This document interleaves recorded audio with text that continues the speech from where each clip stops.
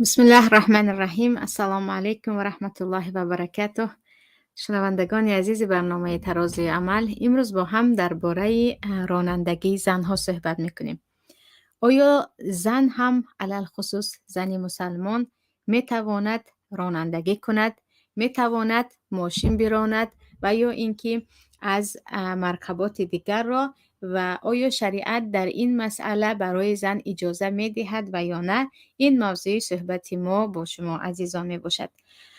پیش از آن که داخل موضوع شویم، در شریعت اسلام احکام ها به دو تقسیم می شوند. حکم هایی که به یگان دور و زمان وابستگی ندارند، به یگان شخص و به یگان شهر و به یگان موقع وابستگی ندارند، برای همه مسلمان ها یکسان می باشند. مثل خواندن نماز 5 وقته، روزه گرفتن، حج کردن و تمام بدنش را زنی مسلمان پوشانیدن، و یا حرام بودن عرق نوشیدن و حرام بودن فحشا و چیزهایی که با دلیل قطعی حرام است. این مسئله هایی هست که کسی حق ندارد در این مسئله گفتگو و یا اجتهاد کند و این برای این مردم حلال است، برای این مردم حرام است گویان صحبت کند. و این مسئله ها را ما میگوییم حکم هایی که در شریعت بالای همه مسلمان ها یکسان هستند، ناوابسته به زندگی آنها که در کجا زندگی میکنند و ناوابسته به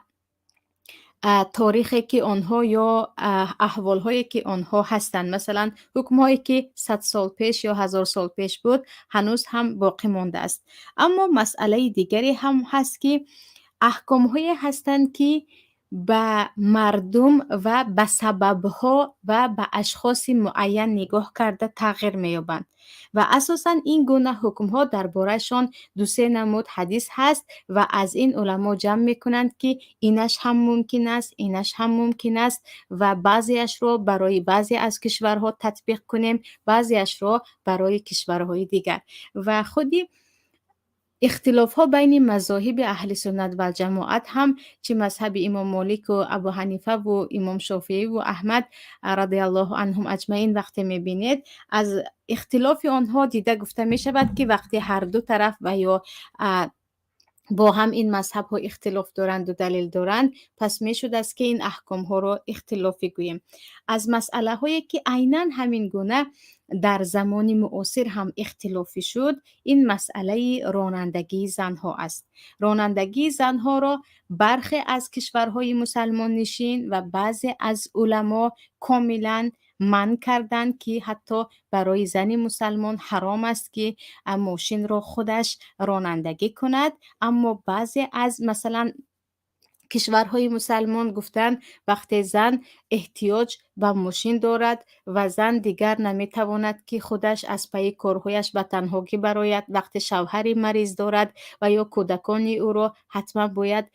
به مکتب برد و یا خودش در جای کار میکند که با او اتوبوس نشستن و یا اینکه دیگر مواصلات آسان نیست، او میتواند ماشین را رانندگی کند. ولی اگرچه در عربستان سعودی یک مدت، اگر خطا نکنم از سال 2011 کمی در این مسئله سخت گیری بود، ولی بعداً تقریبا سال 2017 کاملا حکومت هم اجازه داد که زنها هم میتوانند رانندگی کنند، برای آنها هم میتواند رخصتی رانندگی بدهید. ولی بیایید ببینیم که آیا می شود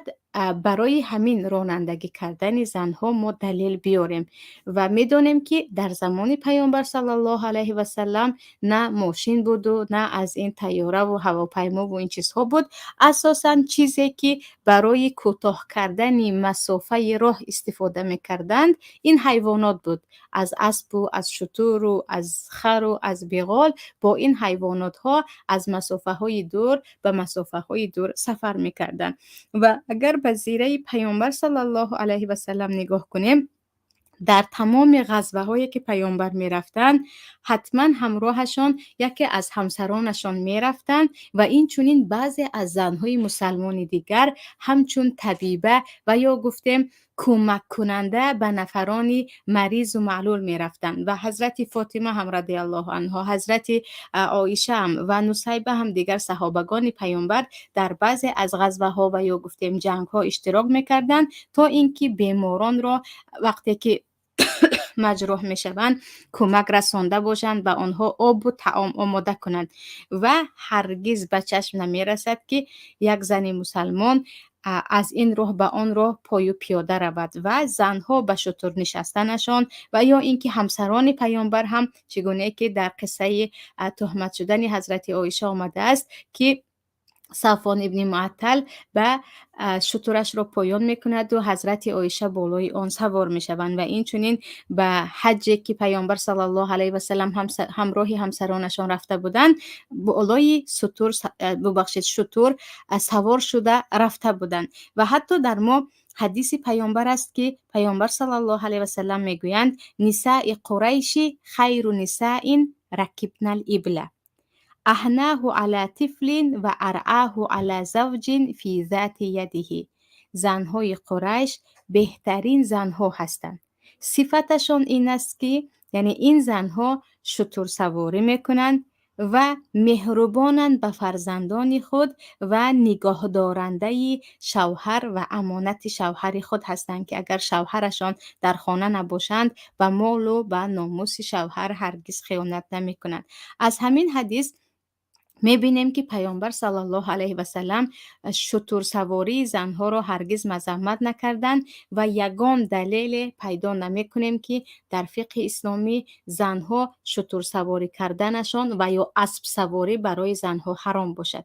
چه اسب باشد، چه شتر باشد، چه حیوانات دیگر، چگونه که برای مردها سوار شدن آن حلال است، برای زنهای مسلمان هم حلال می باشد. اکنون این در زمان پیامبر بود صلی الله علیه و سلم. اگر به زمان خودمان برگردیم، الان به جای طی کردن مثلا مسافه ها به جای حیوانات از ماشین استفاده میکنن، از دوچرخه استفاده میکنن، از موتورسیکلت استفاده میکنن و این رو میشود بدون هیچ چون و چرا قیاس کرد به حیوانات، یعنی قیاس کرد ماشین های امروزه رو به همان شتر و به اسبی که در زمان پیامبر هم زنها به آن سوار میشدند، برای سفر استفاده میکردند و پیامبر هرگز آنها را منع نکرده بودند. درست است که پیامبر صلی الله علیه و سلم از تنها سفر کردن زن برای که مدت یک شبانه روز باشد منع کردند که این مسئله هم یک مسئله هست که بعضی از علما میگویند در زمان فتنه، در زمانی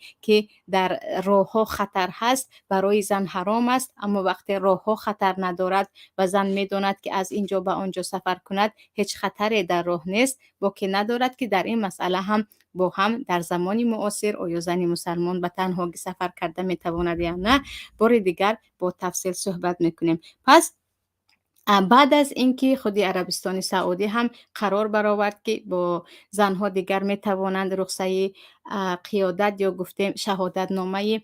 رانندگی داشته باشند و خودی علمای ریاض هم که در لجنه علما هست و این اجازه دادن. اما به کشورهای دیگری عرب نشین نگاه کنیم، در آنجا هیچ باکی نیست که زن رانندگی کند و وقتی میپرسند سببش چی است که به هیچ مشکل رانندگی کند، اولا میگویند برای آنکه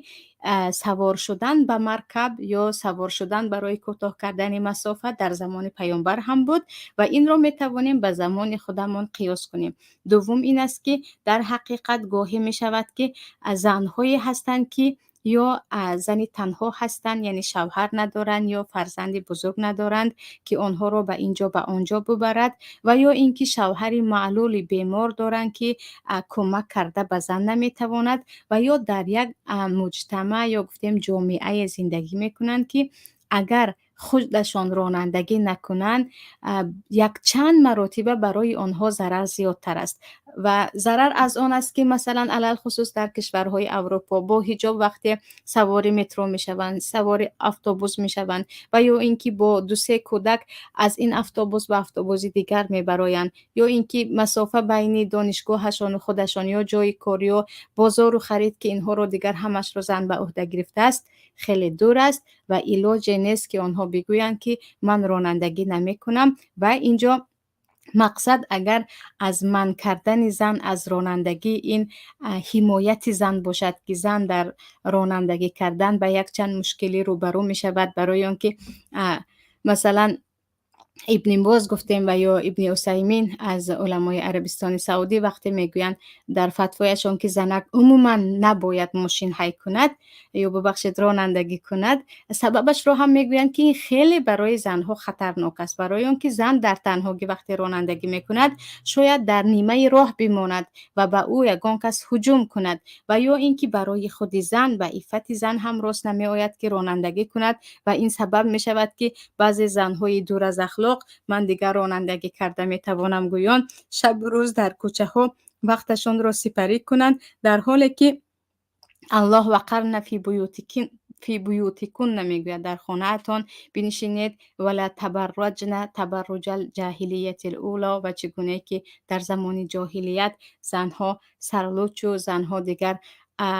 در کوچه برهنه و گفتیم بیروحگی زیاد بود، این گونه نگردید. و اینها میگویند وقتی که شما میگویید از زن رانندگی کند، این گفته شما سبب می شود که زنها از اخلاق دور شوند و زن هم میداند که خودش یک جسمی ضعیف است، او از عهده دیگر بالون ماشین را دیگر کردن یا از عهده اگر ماشین به چیزی دچار شد تعمیر کردنش نمیبراید. برای همین بهترش این چیز حرام بماند، برای اون که خیلی به مفسده ها میبرد. اما نگاه کنیم این علما در عربستان سعودی هستند و عربستان سعودی در حقیقت جایی هست که اونقدر برای زنها محتاج ماشین نشینی ماشین سواری نبود، ولیکن این قانون هم خیلی که گفتم در 2017 یا 18 خطا نکنم کاملا عوض شد و الان زنها به یگان مشکلی می توانند از خودشان رانندگی کنند. و در اینجا عالم دیگری مشهوری عربستان سعودی هم میگویند محمد صالح منجد که ببینید که از این کشور به آن کشور فرق میکند. در حقیقت خواهران مسلمانی هستند که در کشورهای غیر مسلمانی برای آنها خیلی مشقت زیاد است اگر به اتوبوس و یا اینکه به مترو و اینجاها سوار شوند و برای آنها خیلی مشکل است که آنها به ماشین باشند، برای آنکه یک چند کودک دارند با کودکهایشان هم خیلی مشقت می شود. برای همین این را برای آنها کاملا حرام گفته نمی شود. اما اینجا یک چیزی دیگر هست، وقتی میگوید زن می تواند رانندگی کند، حتمی است که زن باید بداند که رانندگی کردن این یک وقت را خوش گذرانیدن نیست یا خود ریاکاری و خودنمایی نیست.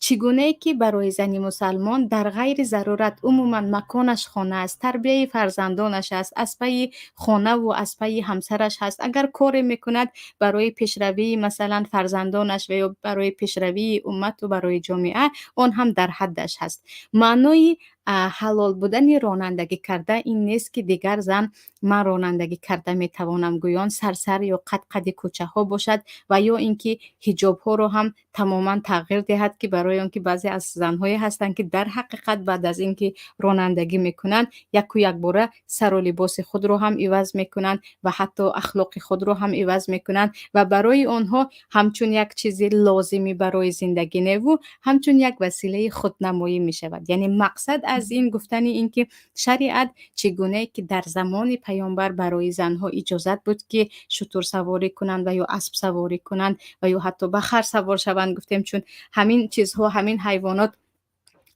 همچون یک مرکبات و یا اینکه برای مسافر رو طی کردن استفاده میشد، اما برای ضرورت بود، نه برای بازی کردن و خودنمایی کردن و دیگر کارهایی که بعضی از خواهرها میکنن. اگر گفتیم رانندگی هست و یا رانندگی رو شریعت اجازه میدهد و این رو اگرچه مدت بعضی از علما منع کردن و سپس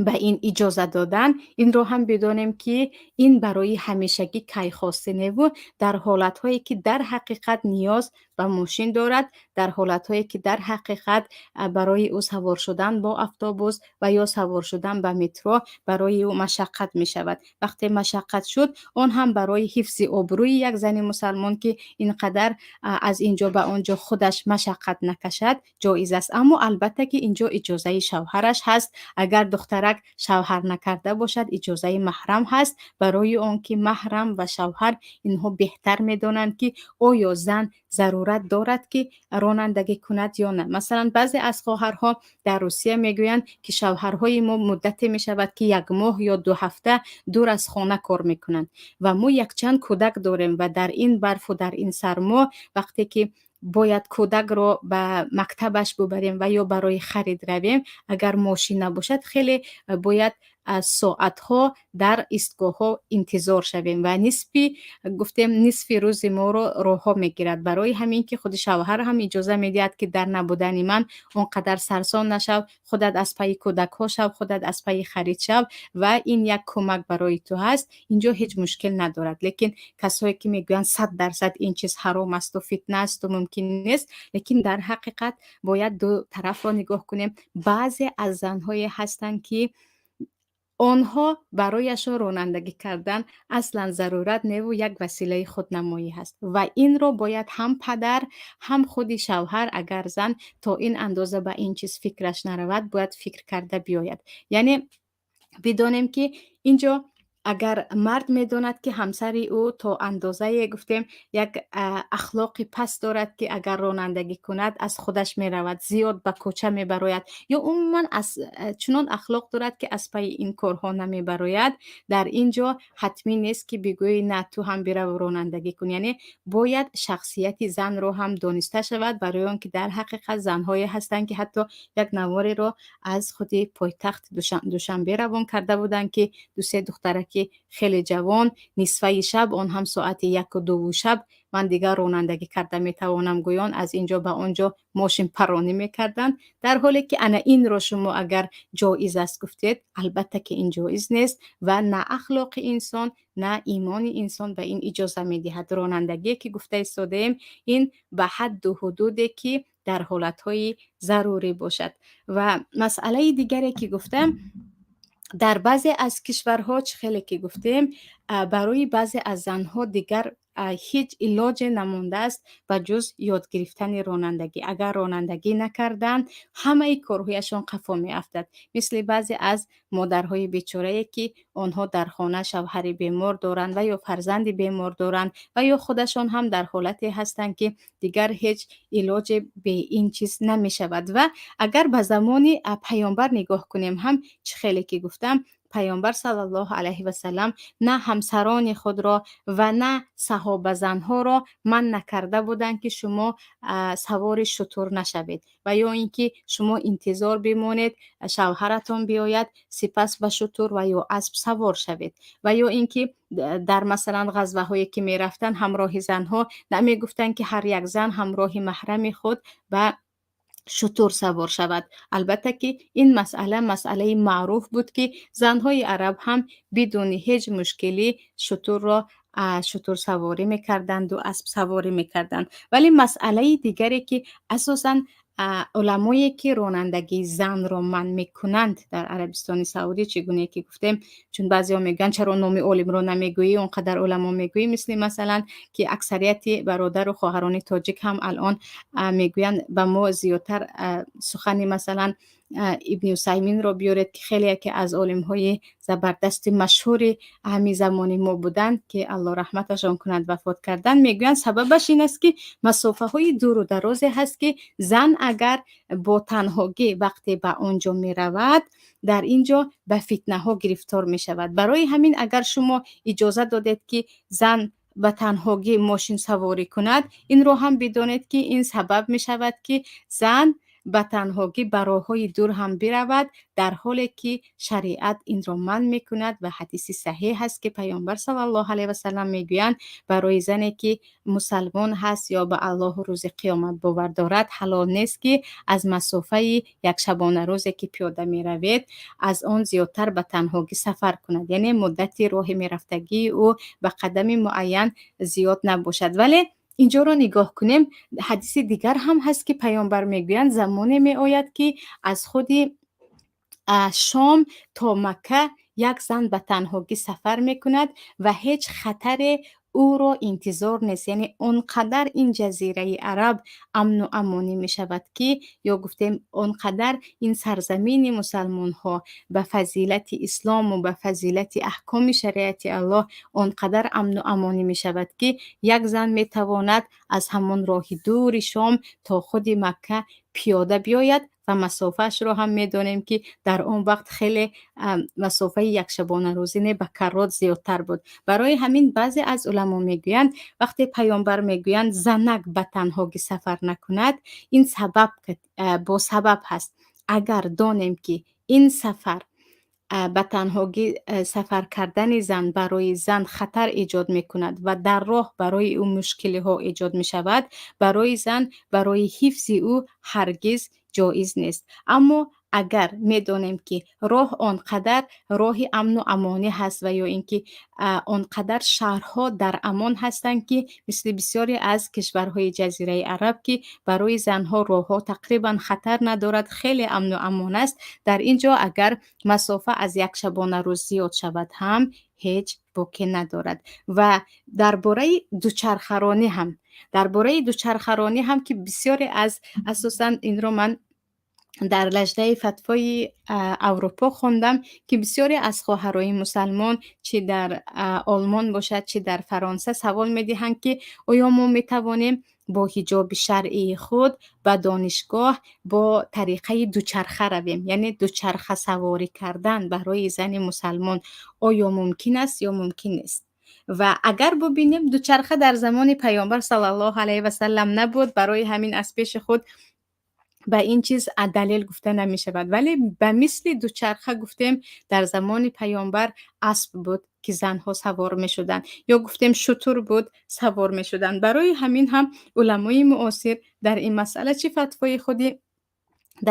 در سایتشان دیده می توانید، اروپا باشد چی عربستان سعودی باشد، میگویند اگر دخترک مسلمان حاجت داشته باشد، یعنی برای او راه دور است و برای او بهترین راه دوچرخه سواری است، و یا اینکه بعضی از بیماری های هست که طبابت آن با دوچرخه سوار شدن، یعنی با از طریقه این طبابت می شود که خود طبیب متخصص میگوید که برای بجای دارو و درمان گرفتن زیادتر دوچرخه رانی کن، دیگر کمرت یا درد پایت خوب می شود. در اینجا برای زنی مسلمان باکی نیست که دوچرخه سواری کند، اما اینجا حتما و شرطاً باید با لباسی محتشم مسلمانی که تمام بدن او را پنهان می کند و در وقت رانندگی کردن دوچرخه نه یگان جسم او جدا نمایان می شود، نه یگان حالتی می شود که برای زنی مسلمان که سر تا پا باید پرحیا باشد در او اگر دیده شود. عموما دوچرخه حرام است. یعنی معنای دوچرخه سواری برای زنی مسلمان در حالت‌هایی که او به این نیاز دارد جایز بودنش این نیست که زن مسلمان طرز لباس‌های کوتاه که من حتما باید با لباس کوتاه دوچرخه سواری کنم و یا دوچرخه سواری کردم من باید لباس‌هایم رو به مدرن و یا اروپایی تغییر دهم. این گونه شرط و شروط وجود ندارد و این داخل می شود به همان زن‌های بی‌حیا یا گفتیم کاسیاتون عاریاتی که در حدیث امام مسلم آمدگی هست. اما زن مسلمانی که با لباس وسیع و دراز و تماما بدن او را و یا اینکه خود هیئت او را به یگان فتنه نمی کشانیدگی اگر دوچرخه روانی کند هم در اینجا هیچ باکی ندارد، علل خصوص برای زنهایی که یا خواهرهایی که آنها نیاز به دوچرخه دارند. وقتی میبینند که راه هم دور است و مشکلی در ایستگاه و مشکلی با حجاب اسلامی آنها که خیلی زیاد میشنویم در مترو به یک خواهر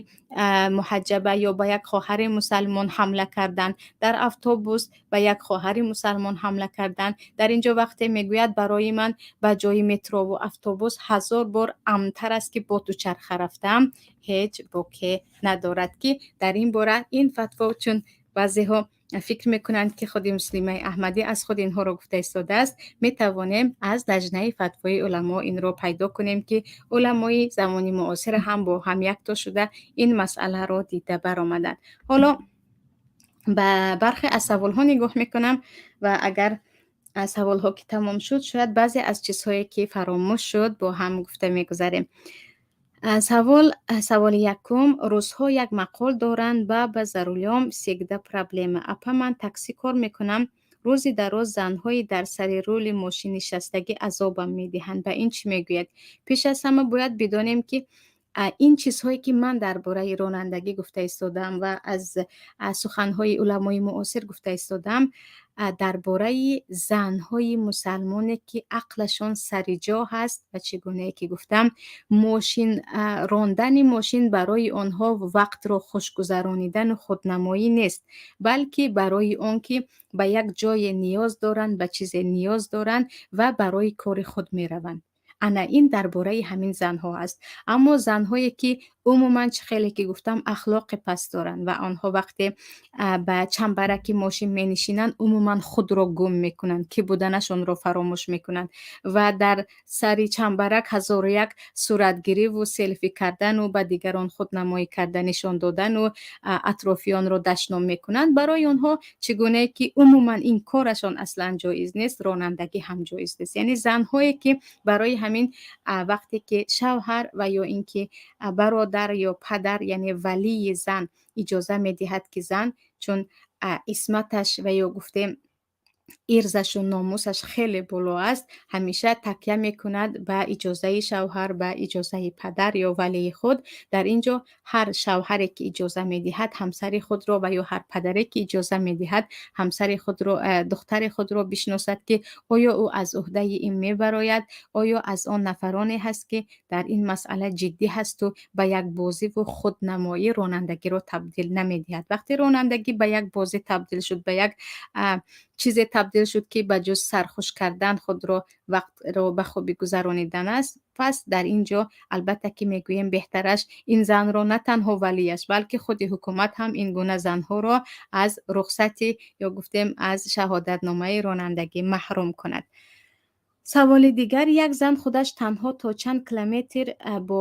با راندن ماشین رفته میتواند؟ درباره کیلومتر سفر خیلی مسئله هست که بین علما اختلاف است. بعضی از علما مسافه یک شبانه روز با قدم میگویند که من 100% در خاطرم نیست که یک شبانه روزی که ما قدم زده می رویم با کیلومتر چند میل یا چند کیلومتر می شود. به هر حال در نزد جمهور علما زن مسلمان مسافه که یک شبانه روز را با آن با قدم طی می کند رفتنش به تنهایی جایز نیست. اما باز قولهای دیگر هم هست که در اینجا میگویند اگر راه امان است و زن میداند که در راه یگان مشکلی به او روبرو نمی شود تنهایی می تواند. اما اگر همراهی او محرم باشد، فرزندش، همسرش، در اینجا هیچ باکی ندارد، به هر مسافه‌ای که به آن احتیاج دارد رفته می تواند. سوال دیگر، من مهاجرم، مادرم بیمار، زود به درمانگاه بردن لازم. آیا همسرم در تاجیکستان می تواند مادرم را گرفته تا شهر به درمانگاه برد؟ از ما تا شهر 160 کیلومتر است. بعضی ملاها میگویند که زنک حق ندارد به محرم سفر کند. چگونه که گفتم مسئله که درباره سفر کردن زن هست مسئله اختلافی بین علما هست، چون دو نمود حدیث است. حدیثی که پیامبر میگویند حرام است برای زن مسلمان از به این مسافه یعنی مقدار یک شبانه روز تنهایی سفر کند مگر همراه محرمش. حدیث دیگری که پیامبر میگویند زمانی می آید که یک زن از شام تا خود مکه به تنهایی سفر می کند، هیچ فتنه هیچ خطر او را انتظار نیست و یا تهدیدش نمی کند. برای همین در حال حاضر اگر شخصا مرا از فکرتان یا گفتم رأی شما چی میگوید، اگر شما در جای زندگی میکنید و از شهر تا شهر رفتن البته با تنهایی در ماشینه و همراهی آنها مثلا با اتوبوس میروند و یا اینکه با گفته خودم مشروطه میروند که در آنجا هیچ تنهایی نه و یک هیچ خطرم نیست و اطرافیان همه یک دیگر را میشناسیم، هیچ باکی ندارد، اینجا یگان خطر او را در بر نمیگیرد. اما فقط خودش و خود مادرتان باشد، انا اینجا حتما راه را ببینیم که آیا راه خطر دارد یا نه. اما در حال حاضر تقریبا هر یک اتوبوسی که میشینند ببخشید سوار میشوند و یا هر یک مشروط که سوار میشوند و یا وقتی که با هواپیما به جای سفر میکنند تقریبا در داخل زنک تنها سفر کند هم هیچ خطری نیست برای اون که در اونجا یک موظف هست یا گفتیم نظارتچی است که به امنیت نظارت میکند و همه همدیگر را در آنجا، از اینکه در اینجا نظارتچی هست و پلیس هست و فتنه ها در اطراف و ضرر و خطر نیست، در زمان حاضر هم مثل زمان پیشتره خطرها وجود ندارد. اما گفتیم نه، مثلا ما قشلاقمان دور است، در راه بعضی جایهایی هست که مثلا از ما دور نیست، قزاقستان، بعضی از شهرهای قزاقستان هست که در داخلش اگر زن به تنهایی سفر کرد، او رو همه چیزهایش رو می‌دزدند، یعنی راهزن‌ها وجود دارند. انا در اینجا میگویم بهترش حتی یک قدم هم نماند، برای اون که راه خطرناک است. سوال دیگر: حالا بنزین قیمت شدگی، شفیرهای اتوبوس چنان آدمان را به اتوبوس بار میکنند که علاج زن و مرد فاصله گرفتن ندارد. مجبور زن و مرد بیگانه به هم چسبیده می ایستند. ماشین راندن اجازه نباشد، اتوبوس به این حال آدم میکشاند. تاکسی قیمت، این زنهای بیچاره چه خیل به راه دور روند. البته انمین صحبت شما یا سخن شما هست که تقریبا گفتیم اکثر علمای معاصر از چه مصر و جزایر و اروپا و لبنان باشد و حتی علمای همین ساله، یعنی بعد از 2018 عربستان سعودی، گفتند زنهایی که آنها به اتوبوس می نشینند و به آنها در نزدشان مرد بیگانه هست و علاج نیست که دورتر استند از این اختلاط و با مردهای بیگانه آمیخته شدن، بهترش این است که زنک خودش رانندگی کند. و تاکسی هم اگرچه میگوییم خیلی خطر دارد، برای اینکه در بعضی از کشورها اساساً دزدانی راه یا گفتیم مردهایی که عموما خطرناک هستند تاکسی رانها میباشند، که در بعضی از کشورها میشنویم که چگونه تاکسی ران زن را به تنهایی برد و چگونه چه دهشت‌های رخ نداد. برای همین از اینکه در تاکسی تنها به تنها با مرد بیگانه باشد و یا از اینکه در اتوبوس ها با هم مثل خیلی که میگوید خیلی نزدیک و عموما علاج فاصله نباشد، بهترش این است که خودش رانندگی کند و ماشین خودش را داشته باشد. اما گفتیم باید زنها به این دقت دهند که راندن ماشین برای خودنمایی و برای وقت را خوش گذرانیدن نیست، برای ضرورت و برای مشکلی ها و یا بعضی از کارهایی که برای شما دشوار است آسان کردن است. میگویند که دوچرخه‌رانی به دختر مسلمان ضرر میرساند. آیا راست است یا نه؟ اینجا دختر مسلمان از دیگر دختر فرق نمی کند. مسئله هست که این را باید از طبیبان پرسیم که آیا دوچرخه در حقیقت برای زن ضرر دارد و یا نه. برای اینکه چگونه که گفتیم دوچرخه و شتر و اسب همون چگونه که می نشستند زنها می نشینند، ولی الان بعضی از بیماری ها مثل بیماری های کمر و یا بیماری های درد پای هست که بعضی از طبیبان میگویند بهترین راه یا بهترین راه چاره برای درمان این بیماری دوچرخه رانی میباشد. در اینجا چون یگان دلیل نیست که زنک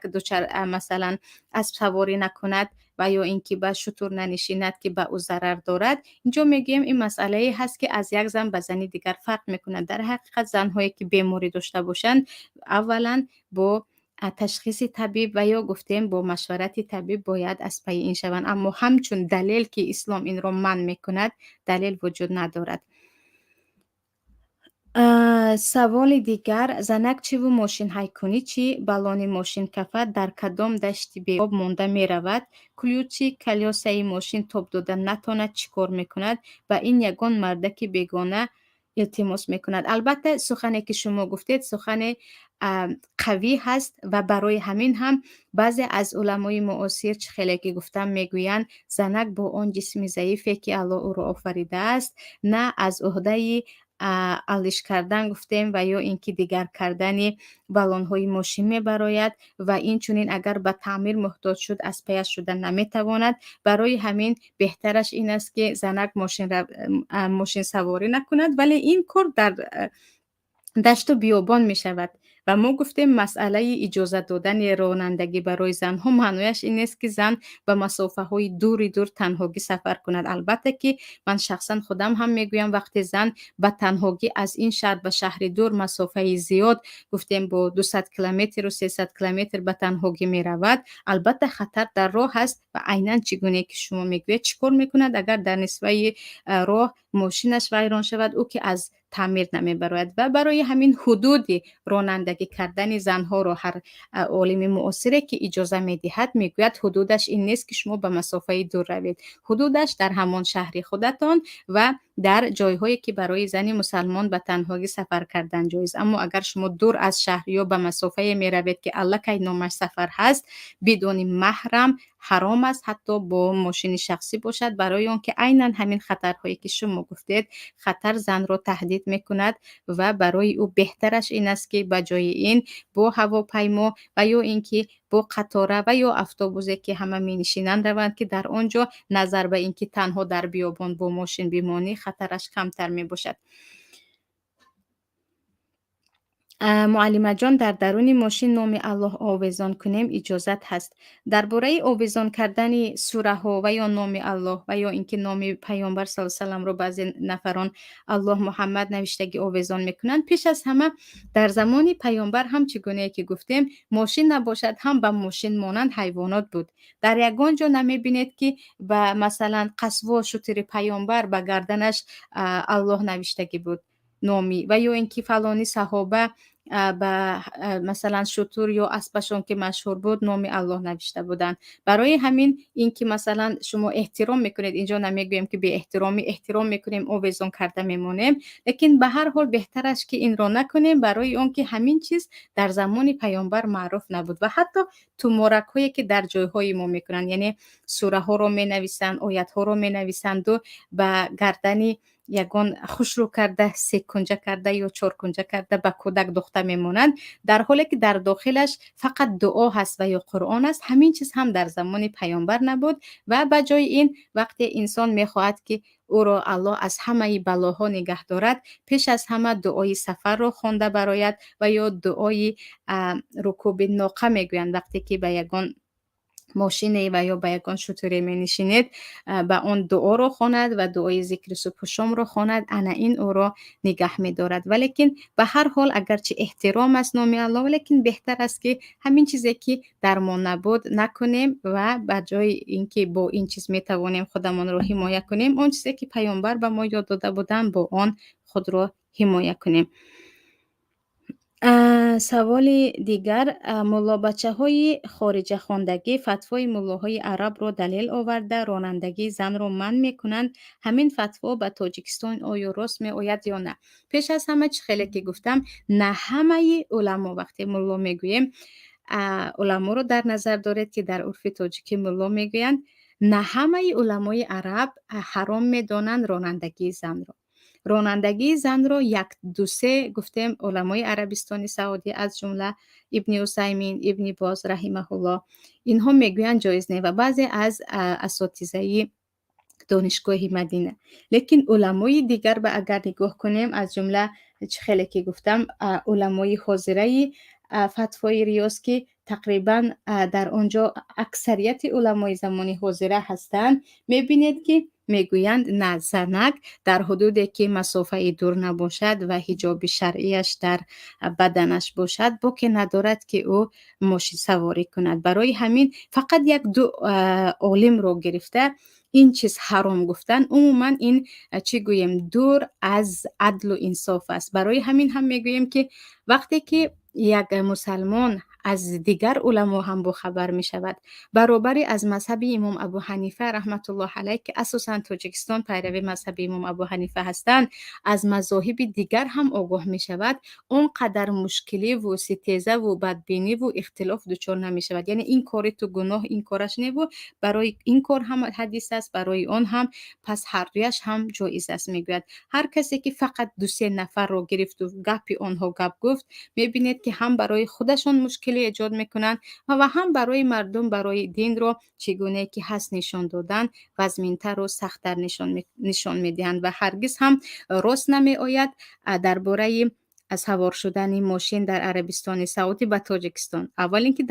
در عربستان سعودی چگونه که در بالا در سوال گفتن اون گونه اتوبوس هایی که در تاجیکستان هستیم وجود ندارد. یعنی اتوبوس هایی که به اونجا سوار میشوی زن و مرد جای پا موندن نمیتوانند و اگر شاید همان علما این حالت تاجیکستان رو بینن میگویند 1000 بار بهتر است که یک زن رانندگی کند به جای داخل شدن یا سوار شدن به این گونه اتوبوس های آمیخته شده. سوال دیگر به همون گرنگ به فکرم سوال یگان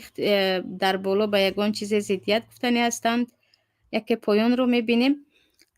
به فکر من جایز است زن ماشین شخصی داشته باشد برای آنکه زن خودش تنهاگی یگان جا رفتنی می شود. با تاکسی رود تنها، با راننده ای تاکسی تنها می رود.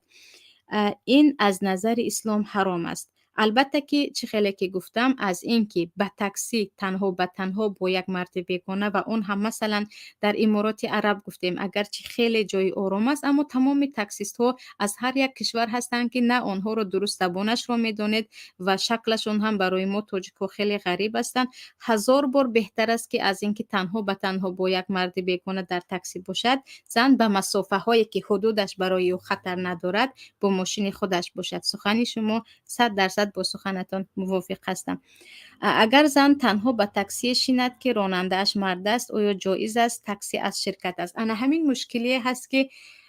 چه خیلی که میدونیم این حدیثی که در صحیح بخاری هم هست، حدیث مشهور هم هست، در دیگر کتاب های سنن هم هست که پیامبر صلی الله علیه و سلم میگویند برای زنی مسلمان یا اینکه لا یخلون احد بامرأة فإن ثالثهما شیطان، یگان توی شما با یک زن تنها نمونید برای اینکه سومین نفر شما شیطان است. یعنی هرگز یک مرد و یک زن بیگانه تنها نمونند. و تاکسی رو میدونیم که دیگر درهای محکم است و تنها به تنها است. برای همین تنها به تنها به هیچ یک نفر در تاکسی ماندن زن اولا مخالف همین حدیث است که پیامبر من میکنن. دوم در حقیقت اگرچه از شرکت باشد خیلی زیادی هستند که مردهایی که دیگر نه امانت رو میدونن، نه ناموس دیگران رو میدونن، نه اخلاق دارن. اگرچه مثلا کشورهایی هست که در آنجا زیادی مشکل با همین تاکسیست ها می شود. برای همین بهترش این است که زن هزار و یک راه را پیدا کند لیکن به تاکسی تنها به تنها هرگز ننشیند،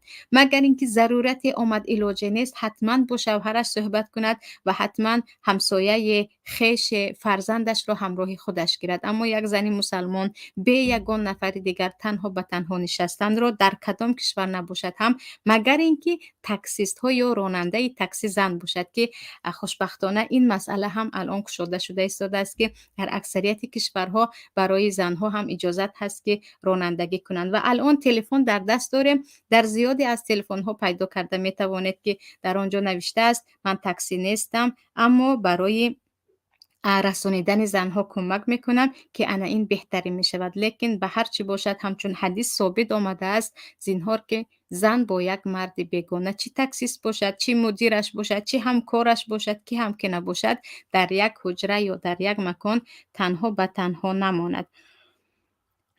سوال دیگر من با دوگانه‌ام بیزنس میکنم و بازارهای ناحیه با تاکسی جهاز فروشمان رو میبریم. راننده مردک است، گناه هست؟ اگر خواهر شما همراه دوگانه‌تان باشد انشالله خطر ندارد، برای آنکه تنها به تنها نیستید، در نزدتان زن هست و شما دو نفر هستید و انشالله که هیچ باکی ندارد. اگر میگفتید فقط من و فقط تاکسیست اینجا مسئله دیگر بود.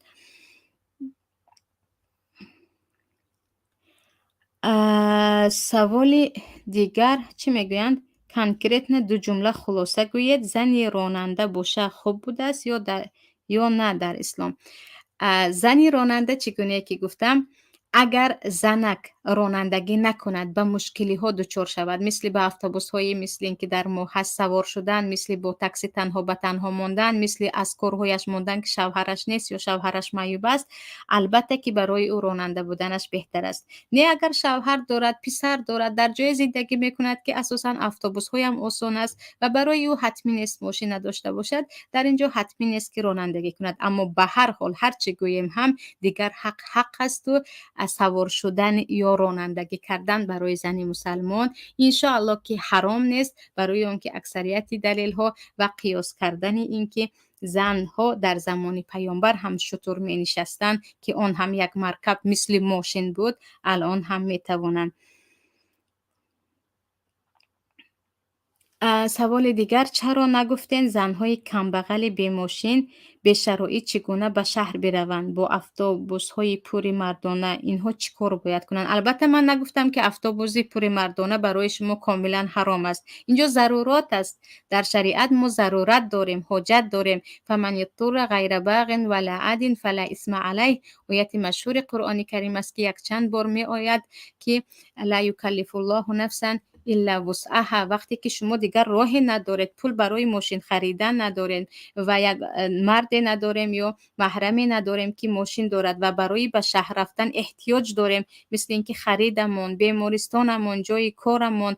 حجتمون، در اینجا میگم علاجی که نیست. شما که نمیشود چند روز تنها در راه بمانید. البته که در اینجا ضرورت آمد، به شرط اینکه یعنی شما مجبور هستید. اگر اتوبوس شستید گناهکار نمیشوید. برای اون که اینجا سوار شدن به اتوبوس برای